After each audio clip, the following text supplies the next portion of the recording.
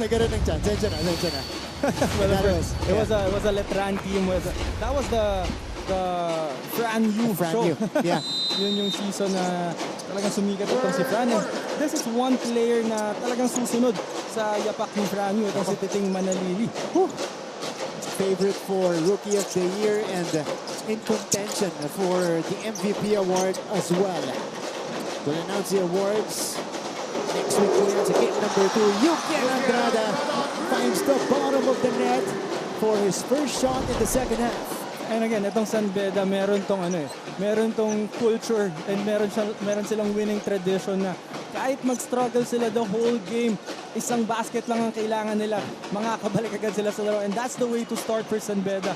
Oh, but Rafi Celis, he has been doing work for Benilde since the first quarter. And Rafi Celis had a lot of time to rest in that first half. Kasi nga, napakaganda ng laro ni Josh Kahukom. 10 points for Celis. Brian Zahonia doesn't get it.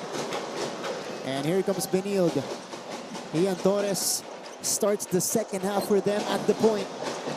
Sanchez makes his move. Liwag. There were taps inside, but it goes back to the white shirts. And this is an encouraging start for Yukian Andrada. Again, team captain. Usually he defers to his teammates. He lets them shine. Today he has taken matters into his own hands. And speaking of, Rafi Celis, ultra aggressive still to start off the second half.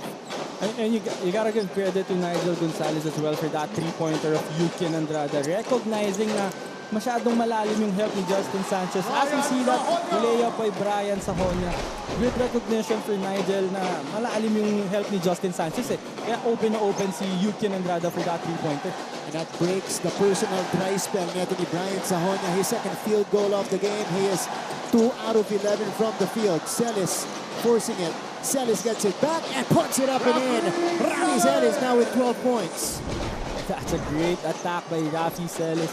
He was stopped the first time, pero he didn't give up. He got the offensive rebound and went for another jumper, and he made it. Now let's hear it from our courtside reporter mula sa dugout. Nandito si Christine San Agustin. Thank you, Martin. Coach Yuri Escueta opened the halftime huddle by pointing out their main problem. They were not defending well enough. Coach Yuri also said that they need to pick up CSB's ball handlers, emphasizing how relaxed their opponents look compared to how much they are struggling on the other end. Coach Yuri reminded them that this is a do-or-die game. They have to play like it, move quickly in their actions, push their pace, and take control of the second half. All for now, Martin and Renzo. Nigel Gonzalez with a pickpocket, and he takes it coast to coast. The Red Lions are within 5, and dito sa second half natin, just basing it off Christine's report, it's not the ball handlers that are giving the headaches for San Beda to start off the second half. It's the unlikely heroes so far, Renzo. And they're starting off on defense. They're making stops. Except that play, but they're making stops and they go to their offensive sets right away and they're looking for the best shot possible. Kaya nakakakuha sila ng puntos. They got a lockdown defensively, talking about the Red Lions, because Benilde has had all the answers today. Gonzalez sends it out to Miller. Jonty against Celis. Miller pulls the trigger and drops in the 3. Man down for Jonty Miller. Rafi Celis gave him a little bit of space, and that's enough for Jonty to make a three-pointer. And here come the Red Lions. Just within 5, Tony Enot squeezing one in. And I think this is the game na gusto ng CSB Blazers. Up and down, fast-paced. Talagang ito yung mga games na sanay sila, especially itong si Tony Enot. Gonzalez, 10 on the 24 for San Beda. Brian Zahonia getting through defenders. And he puts it up and in. 2 baskets to start off the third for Brian Zahonia. And the lead has been chopped to almost half, 49-54.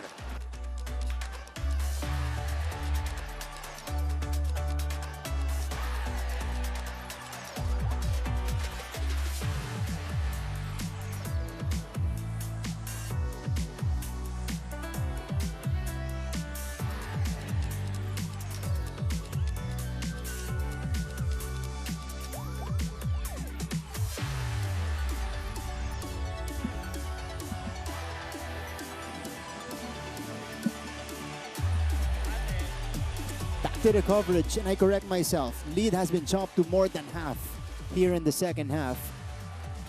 Third quarter, 49-54, and we're now hearing and feeling the San Beda roar. And this is what you don't want if you're CSB Blazers. Kapag na-involve na yung crowd ng San Beda, medyo makaka-apekto kasi yan sa confidence mo talaga eh. Nigel Gonzalez with a pickpocket. This is the family of Nigel Gonzalez in attendance and cheering for Nigel here. Tony Inot with a silencer for Benilde. We've been countering baskets to start off the third. Both teams coming out hot. Jonty Miller joining the party. And Tony Inot again. Off the glass and in for Tony. 13 points in the game. Brian Sahonia nabuhayan na rin dito sa ating laban. Meron ng 7 puntos. Let's see if the Blazers can answer this San Beda barrage. Torres. Inot. Against Sahonia. 3 to shoot. They need to take. Spectacular defense for San Beda. But ball will stick with Benilde. Well, that Spain action once again for CSB Blazers, but San Beda did a great job covering that one. There was a turnover, almost a turnover, yeah. but nice recovery for Tony Inot and another chance for CSB to score. And a recycled shot clock here for the Blazers. Torres. Tony off the baseline. Nakawala! Yung Tony Inot! And Tony Inot is such a great attacker whenever he attacks full speed. As we see the steal by Rafi Celis. Oh, watch out! A two-handed put down for Benilde's rookie, Rafi Celis. What about Rafi Celis starting on defense, getting that steal and finishing that with a two-handed slam. And that's a momentum breaker. Miller misses. Miller gets it back. And he'll head to the line for 2 as we check out this breakaway dunk. Breakaway jam. Rafi Celis getting the steal. For our Yakult instant replay, putting it down para may tulong protection. Yakult with 8B LCS in every bottle that may reach the intestines alive. LCS helps balance good and bad bacteria to improve digestion and boost immunity. Kaya drink Yakult every day. Panalo ka dyan. Rafi Celis with a game-changing play. And again, yung role nito ni Rafi Celis for CSB Blazers, napakalaki. Kasi ang ine-expect sa kanya ni Coach Charles Hughes, he's gonna perform well on both ends of the floor, and he's doing it in this game. Talagang siya yung kumukuha sa kay Jonty Miller, kay Brian Sahonia, and that steal and yung dunk na yun, I think that's something na kailangan ng CSB Blazers right now, especially na nagkakaroon ng konting run itong San Beda. That's right. Pamatay sunog yun para dito kay Rafi Celis, and again, the effect of those kinds of play, especially in the energy flow and the momentum of the game, is massive. And napakataas din kasi ng standard ng San Beda. So yung mga ganong turnover, masakit talaga yun for them. That's right. Liwag going to work. Alan Liwag, that one rims out. Celis gets it back. Umali for 3. Short. Oh, Inot just couldn't get a handle of that basketball. Well, Rafi Celis had the right idea in mind to go back on defense. Hindi niya kasi alam na itong si Tony Inot, chase pa pala dun sa offensive rebound. No? Kaya walang napasahan si Tony Inot dun. Josh Kahukom, spark off the bench for Benilde in the first half, comes back in. It is 51-58. San Beda wants to get closer. Nigel Gonzalez will bring this one across. Puno looking for Miller, gets it to him. 10 on the 24. Jonty will dance against Celis. Oh, Celis holding his ground. Oh, the peg pocket! And here comes Celis again. Rafi Celis couldn't score. Here's Sahonya. You can step back. 3. Got it! And that's a wild sequence. And he really can't commit mistakes against Beda, especially if they're very on point right now. That three-pointer by Yuki and Andrada is big because Benilde just made a run, and that's something that Beda needs right now. Yeah, and you know how they're doing it. They're connecting from the outside. The Red Lions are 4 out of 5 from long distance here in the third alone. After going 2 out of 12 in the first half, 2 of them coming from their team captain, Yuki and Andrada. And it's just a matter of time for Beda. Even if they struggle the entire game, it's just a matter of time. It only takes one shot for them to figure things out. Yeah. Jomel Puno took this one strong. Driving against Umali. Got through 2 defenders. And he draws the foul. And that was a good strip coming from Celis, pero medyo na-late ng konti si Sean Umali kaya sumabit dun sa tagiliran niya. Oh, this is gonna hurt for Benilde though. Celis now with 3 personal fouls, so he'll take a breather. And again, yung activity kasi nito ni Celis, talagang yan din yung mga, isa sa mga tendency. Yeah. He would really commit a lot of fouls kasi napaka-physical na player din ito ni Celis. That's right. Loyal Beda fans asking for one more from Jomel Puno to make this one a 2-point game. They have battled hard in the third quarter, and the Red Lions are now within 2. And ito yung sinasabi natin about Beda. No matter how good you play in the first half against them, even when they're struggling, pagdating ng second half, talagang aasahan mo na babalik sila. Yeah. Sean Umali forcing his way in. Nothing there. Brian Sahonya is fouled by Umali.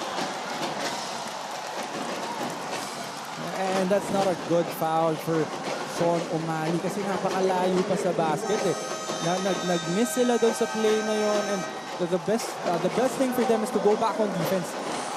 Time out muna tayo. 2 na lang. Hinahabol ng Beda.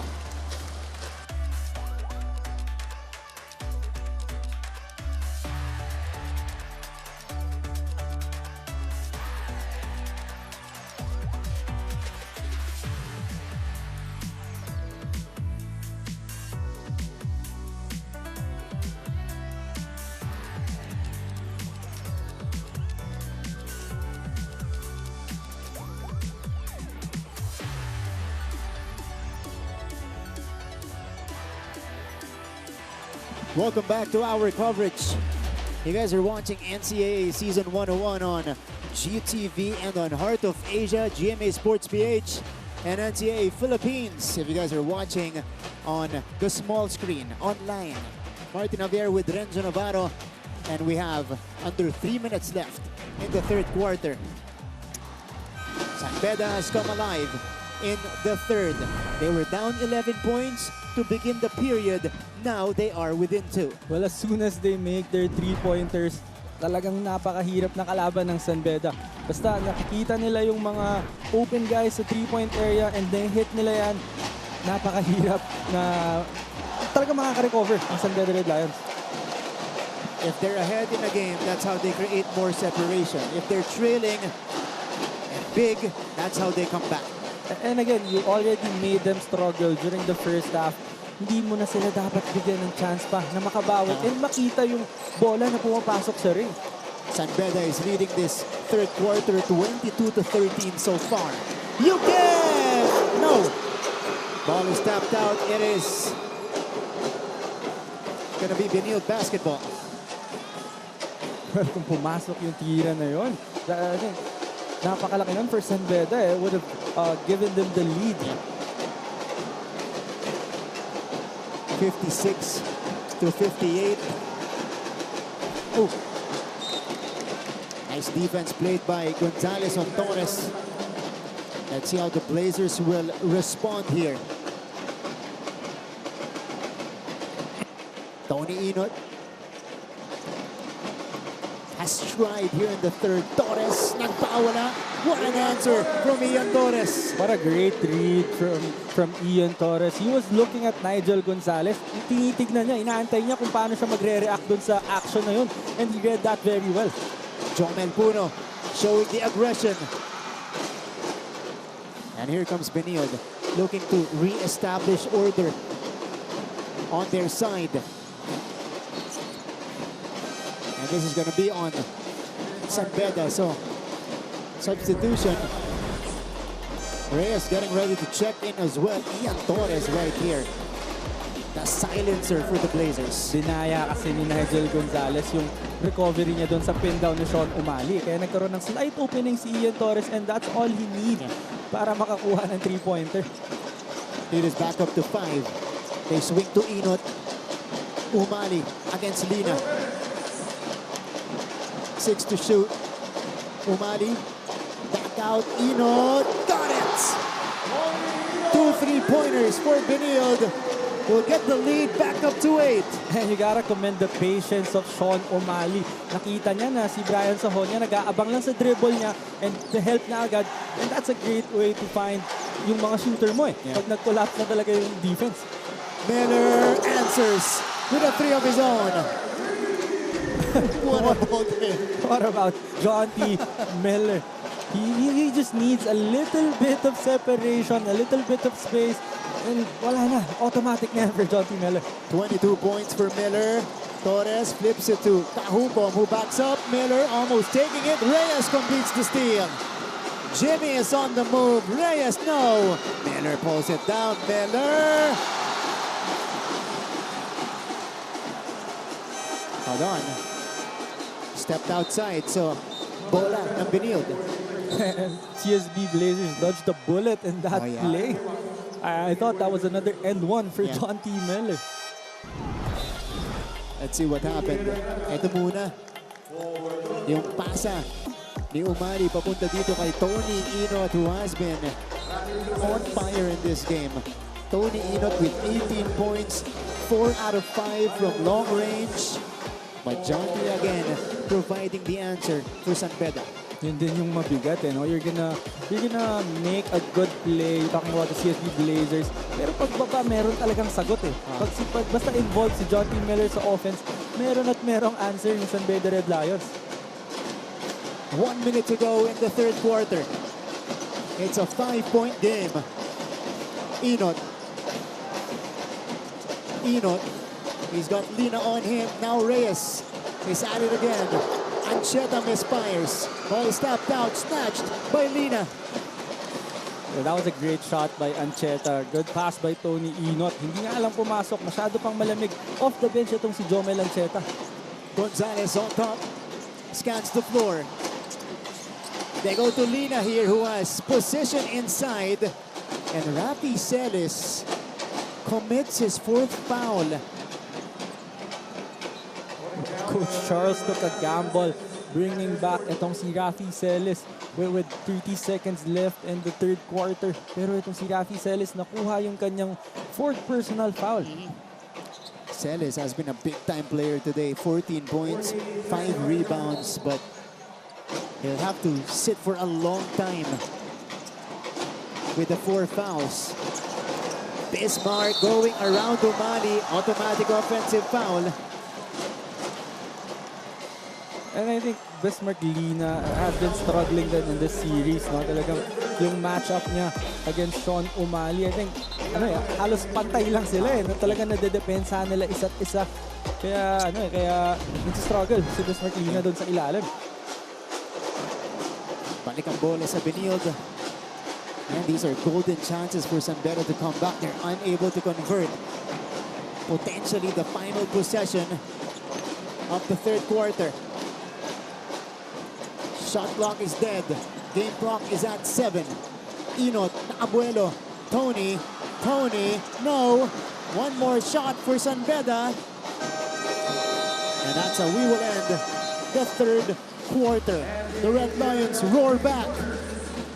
They win the quarter 25-19 to cut the lead down to 5, but it's still the Blazers who are in the driver's seat. They're 1 quarter away from the finals. We'll write the final chapter. When we return, huwag kayong alis, magbabalik ang NCAA Season 101. And they're separated so far by 5 points, 64 to 59. The payoff period is here. Martin Javier alongside Renzo Navarro. And you see here, Renzo, the response of San Beda in the third quarter. And that was a big quarter for San Beda, especially the start of that third.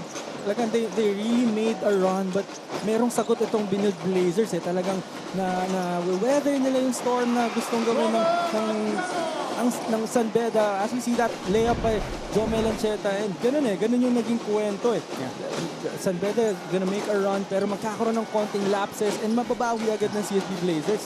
The Red Lions caught fire from the outside. Yun nga lang, hindi nila rin na-depensahan yung outside shooting nitong Benilde. You can for 3. You can knocks it down. A laser 3 from San Beda's team captain. And usually itong si Yukin Andrada hindi ito nagpo-force ng mga tira. But that time, Allen Liwag was right in front of him. But he took that shot and he made it. 19 points for Yukin. Umali way off. Andrada with 5 threes in the game. Gonzalez, the midi. Gonzalez up and in. And we have a 2-point game. And another great start para dito sa San Beda Red Lions. What a game.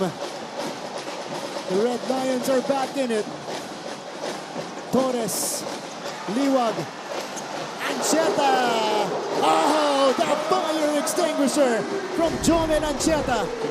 And this is the answer na sinasabi natin na ginagawa ng Benilde every time may run itong San Beda. Let's turn it over to Christine San Agustin. Christine? Out the noise, and all you have to hear is each other. That is what Coach Charles Chu reminded the Blazers, as he also reminded them that communication is all well and good, but they have to make sure that they're not all talk and everything translates inside the court. With this, Coach was also quick to commend the team, saying that this is the exact energy and effort that he has been looking for. He added that it's only a matter of staying consistent and hungry for them to make their way back to the finals. All for now, Martin and Renzo. Thank you so much, Christine. And that's the key now for the Benilde Blazers. You know, they like the activity, they like the energy, and they've responded well in this game, Renzo. And again, they just have to be consistent. They only have 8 minutes. They played very well the entire game. And if you're up against San Beda, hindi ka talaga pwedeng mag-relax hanggang matapos yung game. Even if you're up by a lot, talagang babalik at babalik ang San Beda. That's right. Here's Yukin Andrada. Yukin from the free throw line. No. Oh, this is going to be a foul against Joe Celso. Justin Sanchez committed his 4th foul earlier, so he went back to the bench. The Blazers with a 5-point lead. Almost 2 minutes, or now exactly 2 minutes going by here in the 4th quarter. Ancheta step back. Inapos lang. And there's a foul underneath. It's gonna be on Allen Liwag. And I think this is the first time na na-deploy itong klaseng lineup na to. As you see that layup by Jomel Ancheta.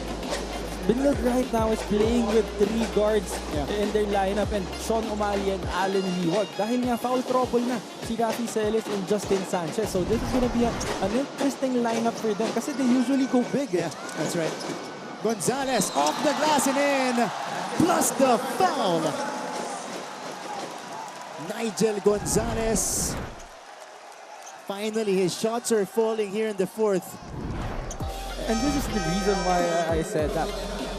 This is our Yakult Instant Replay. Para may tulong protect dyan, Yakult with 8 BLCS in every bottle that may reach the intestines alive. LCS helps balance good and bad bacteria to improve digestion and boost immunity. Kaya drink Yakult every day. Panalo ka dyan. It's an and one for Gonzalez. And the reason I mentioned that small lineup of CSB Blazers, kasi nga, pinag-usapan natin kanina na merong point guard na parang SUV itong San Beda. So if you put in a small lineup against a lineup of San Beda na ang point guard nila napakalaki, magkakaroon ka talaga ng mismatches. And that time, nakakuha ng end one right away itong si Nigel Gonzalez. Excellent point. You know, he took advantage when Jomel Ancheta was on the court. Now he has Ian Torres in the lineup. Tony Inot also back in the fold here for Benilde. Coach Charles recognizing that problem. They swing to Torres. Torres, whoa! Cold-blooded three from Ian Torres. And that's a big shot coming from Ian Torres. He's really the one taking the big shots for CSB Blazers. What a pass. Set up by Gonzalez to Joe Celso. That's a great find by Nigel Gonzalez. Yan din ang mahirap for San Beda. Even if you make a big basket, you really have to go back on defense right away kasi atakihin ka talaga nila agad. Torres against Gonzalez. 30 seconds on the shot. How about this? Ian Torres again. He has a knack of taking clutch shots and big answers. Well, talagang ma-open up yung three-pointer kapag nasa poste si Allen Liwag. Oh, Inot left it short. Liwag, no. Ball stays with Benilde. 2.7 seconds on the shot. And Inot knew it. After the release, alam na niyang medyo nabitawan yung bola. But Gonzalez attracting the defense and then dropping it off to Celso right here. They will really be forced to help out every time Nigel Gonzalez attacks. Torres! Gonzalez. Chance for San Beda to inch closer. He'll back down on Torres. You can! Come on!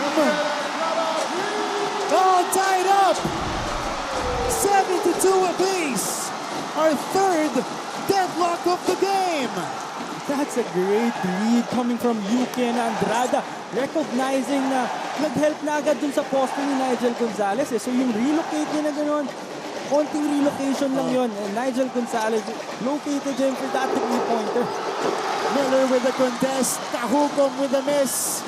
And the Red Lions have a chance to take back the lead. Their last lead was way back in the first quarter, 7-6.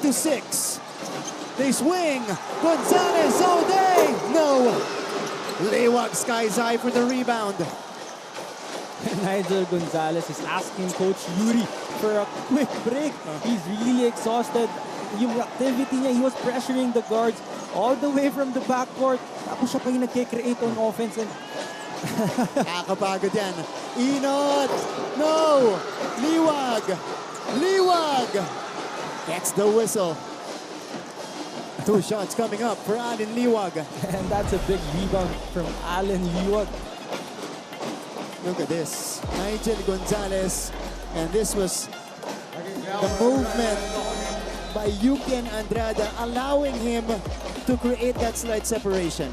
Kasi yung pagtingin pa lang ni Allen Liwag dun sa post, he was thinking about helping out on the post action. Kaya itong si Yuki na-recognize agad na hindi nagpipay attention sa kanya si Allen Liwag. 22 points in the game, 15 in the second half for Yuki and Andrada. And he has hit 5 out of 6 from long distance. Yeah.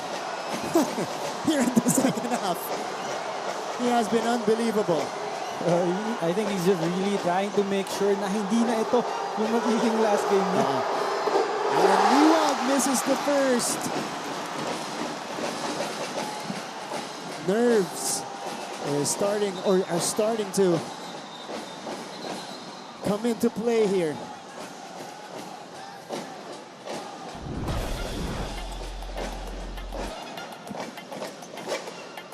This is the play, yung Allen Liwag rebound. But him go up for this one-handed rebound.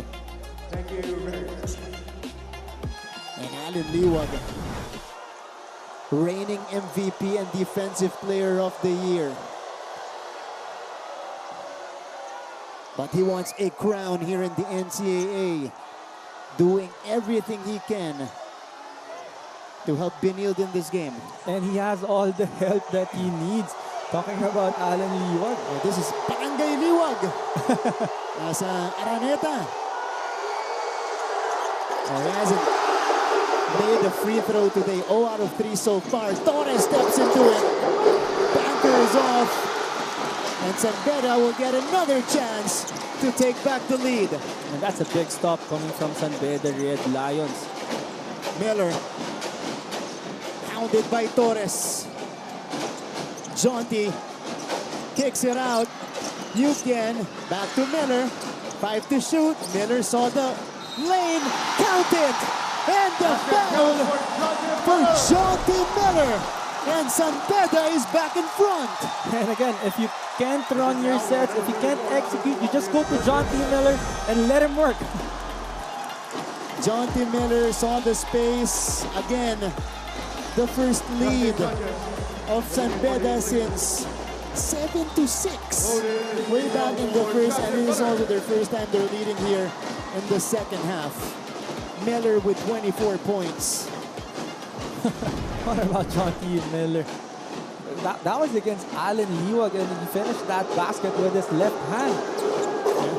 And he completes the three-point play for, believe it or not, their biggest lead of the game, 75-72. Loud chants of defense from the San Beda crowd. Enoch couldn't put it down. And the Red Lions feel the momentum shift. And that was a little bit early on the shot clock, talking about that shot of Tony Enoch. Sahonya. Back to Brian for three. Oh, he knocks it down! Brian Sahonya with a big time three. Timeout Benilde.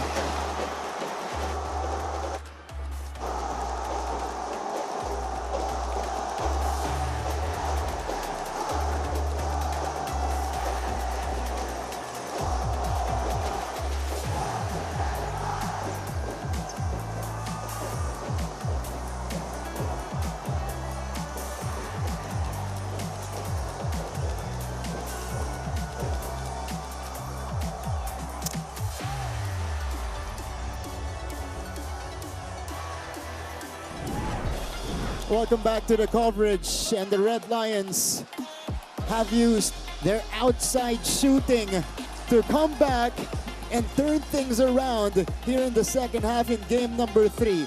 2 out of 12 in the first half.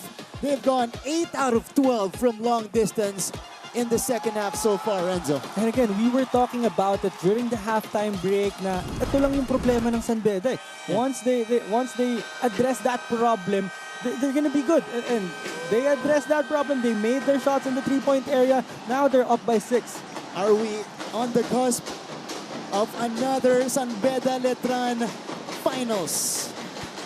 Coach Allen, hindi ngumingiti. Second half points. Oh, Miller and Andrada combined 26 points. Benilde as a team in the second half, only 27 points. Wow, that's a huge number coming from these two guys of San Beda Red Lions.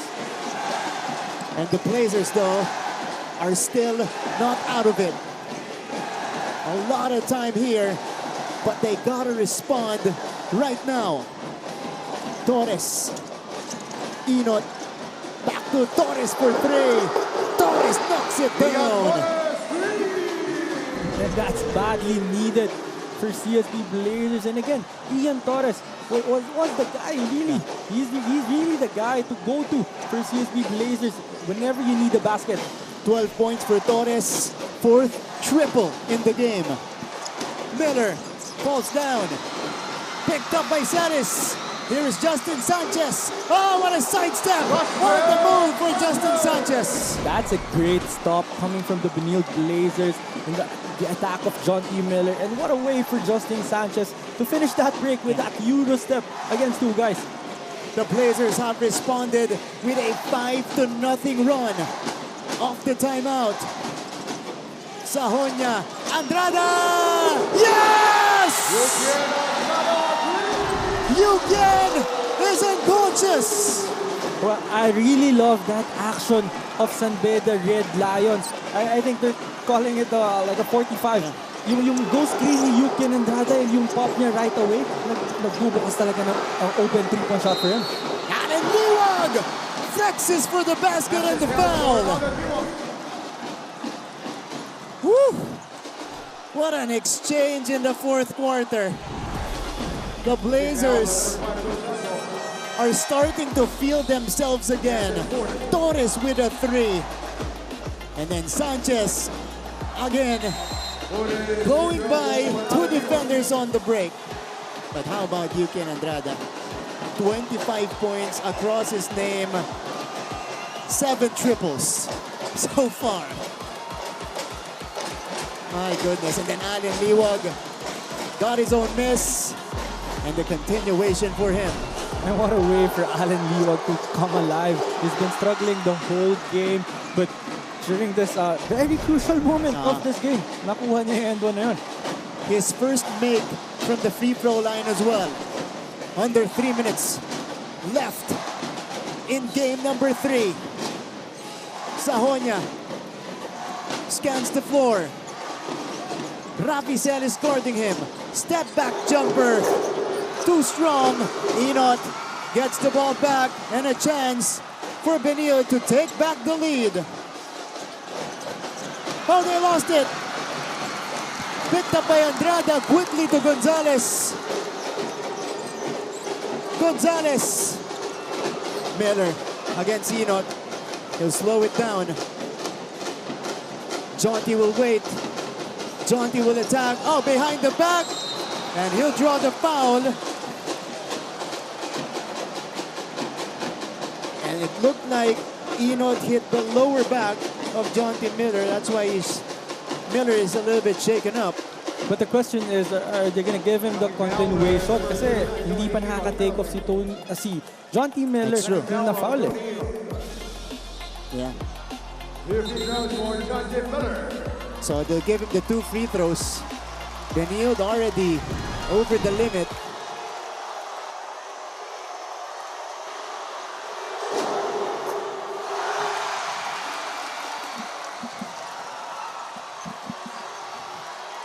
(81-80) still. Usually, kalmado si Miller under pressure, but he's showing some nerves for the first time this season. 1 out of 2. So this is the game 3 of the semi-finals. Whoever wins this game faces Letran in the finals. That's right. We have reached the breaking point in game number 3. The final 2 minutes. 2-point game. Sanchez for the lead. No! And Gonzalez getting the rebound. That would have been big for Justin Sanchez. What a find from Ian Torres. Gonzalez spins, stops, turns, takes. No! Gonzalez gets it back. You can! No! Miller getting it, a hand in it, but Enot ends up with the ball. Still a chance here for Benilde. Tony. Enot with it. Liwag on the roll, he gets fouled. And 2 shots coming up here for Allen Liwag. And that's the right play for the Benilde Blazers. That pick and roll action with Allen Liwag and Tony Enot. And what a way for Tony Enot to find Allen Liwag on that roll. Now, Liwag today, 1 out of 4 from the free throw line. 4th foul, by the way, on Brian Sahonya. Can he score freebies when it matters the most? Missing on the first. And again, that's Beda's 6th man, helping out a lot. Kaya na-mintis ni Allen Liwag yun eh. Lahat ng fans ng San Beda, nakatayo na, trying to distract him. Yeah, you see a sea of red right behind Allen Liwag. And on his left and right as well. Napapalibutan siya dito. Can he respond to the pressure? 1 out of 2 for Liwag. Makes it a 1-point game. Gonzalez brings it across. Nigel spins. Puno. They're going with Jonty Miller. 7 to shoot. Miller against Enot. He pulls the trigger. Off the front of the rim and out. And now the Benilde Blazers have a chance to get the lead back inside the final minute. Torres has it. Enot. Liwag at the post. Tap from behind. Saved! Ball is loose. Enot! No! Liwag. Scramble. Yuken has it. And the Red Lions secure it. What a save by Brian Sahonia. Sanchez will be whistled with his 5th foul. Or for his 5th foul. Look at this last play. The tap by Yuken. And then Sahonia saving it. Just in the nick of time. Enot. And then the ball ending up with Yuken Andrada, team captain, who is having a career performance today. First shot, no problem for Yuken.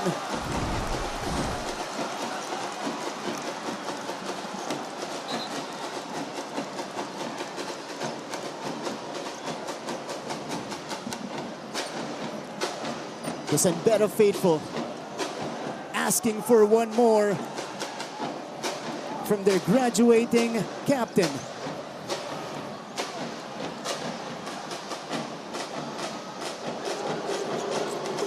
Two for two, perfect from the line. And the lead is back up to 3. The Blazers call for time.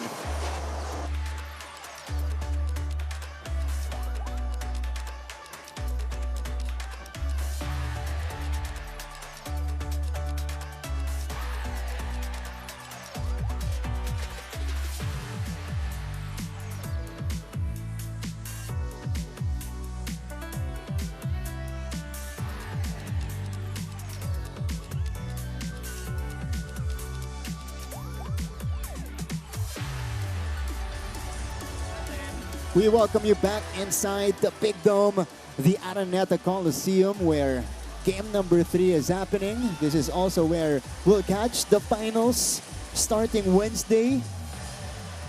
It has been one heck of a game. Diba? To decide who faces the Letran Knights in the NCAA Season 101 Finals. Well, you're right. No, it's been a great game. Both teams playing really well, but what about Yuken Andrada securing those free throws, pressure-packed free throws, very big free throws, especially for Beda, but he was able to secure it. He calmly secured it. Yeah. 7 points in the first half for Yuken, 20 in the second half. And that's big coming from your captain. He is really making sure na hindi pa ito yung magiging huling laro niya sa NCAA. But it is just a 1-possession game. Who do you go to if you're Benilde? Well, I'm gonna let Ian Torres run the show for CSB Blazers in this play. Enot as the trigger man. They get it to Torres. Sahonia with a steal! But he stepped outside. Almost, but not quite for Brian Sahonia. That's a good read though. That's almost another stop from Brian Sahonia. Enot and Torres have 4 3-pointers each. 4 out of 8 so far, both of them. Shot clock is dead. 12 in game number 3. Enot has it. 8 seconds to shoot. Tony will dance. Torres for the tie. No! And that's all she wrote. The Red Lions advance to the finals. We have a Beda Letran Finals in NCAA Season 101. What a game for Beda. Finishing this game with a defensive stop. They've been struggling almost the entire game, but they figured things out during that fourth quarter, of course, with the help of John T. Miller and Yuki and Andrada. But what about finishing this great game with a defensive stop? Trailing it by 11 points coming out of halftime. The Red Lions turned things around, led by their captain, Yuki and Andrada, who scored 20 of his 27 points in the second half. I'm out of words for Yuki and Andrada, Martin. He just played very well. He played inspired basketball for San Beda, making sure na hindi pa ito yung huling laro niya, and he will face the Letran Knights in the finals. We have one of the best and one of the oldest rivalries in the collegiate scene here in the Philippines in the NCAA finals. The Red Lions come back and take care of business against Benilde 84-81. Let's listen to their school hymn.